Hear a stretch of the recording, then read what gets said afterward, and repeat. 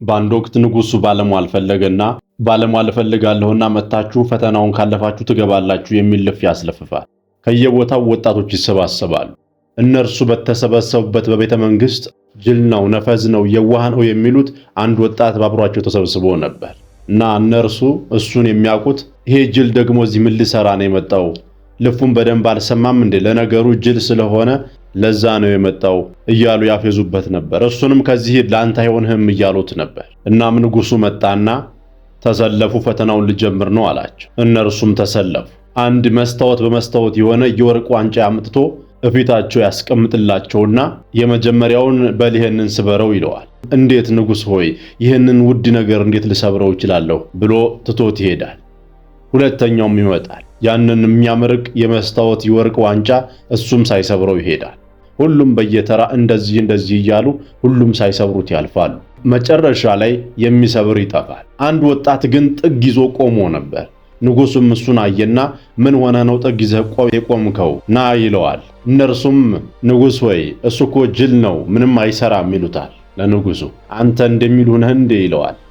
እነርሱ ይላሉ እንጂ እኔ አይደለሁም። መፈተን ትፈልጋለህ ይለዋል። አዎ ፈልጋለሁ። በል ይህንን የወርቅ ዋንጫ አንሳና ስበረው ይለዋል። አንተ ጅል ነህ የዋህ ነህ የሚሉትም ያ ወጣት ያን ዋንጫ ብድግ ያደርግና ንጉስ ሆይ ትእዛዙን ይዘዙኝ ይላቸው። ንጉሱም ከመሬት ወርውርና ስበረው ይሉታል።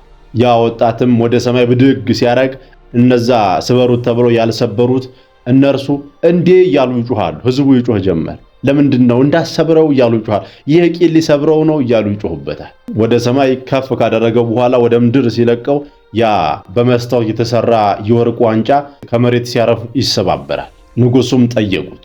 እኔ ስበሩ ስላቸው ሌሎቹ አልሰበሩትም፣ ምክንያቱም ውድ እንደሆነ ያውቃሉ። ስለዚህ ሳይሰብሩት ቀሩ። አንተ ግን ለምን ሰበርከው? እስኪ ንገረኝ ብለው ይጠይቁታል።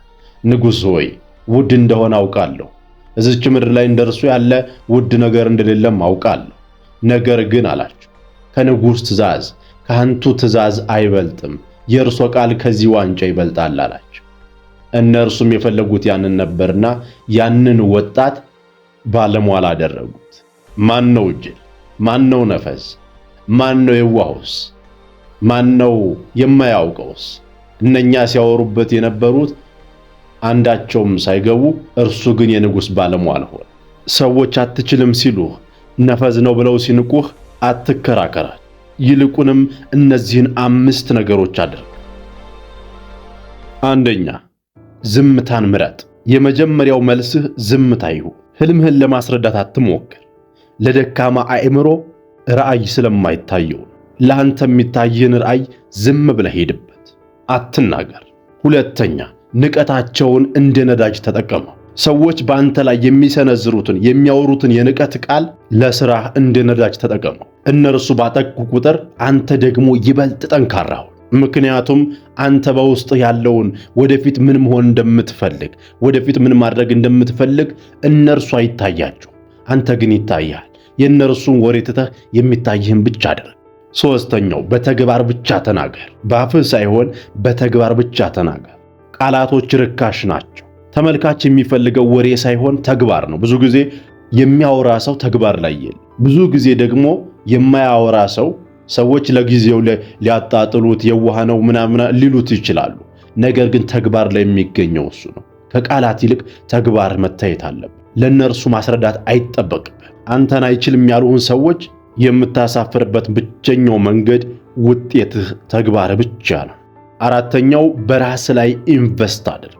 ሰዎች ስላንተ የሚያስቡትን ትተህ እነርሱ የሚያስቡት እነርሱ የመሰላቸውን ነው። አንተን በትክክል ይዘውህ አውቀውህ አይደለም።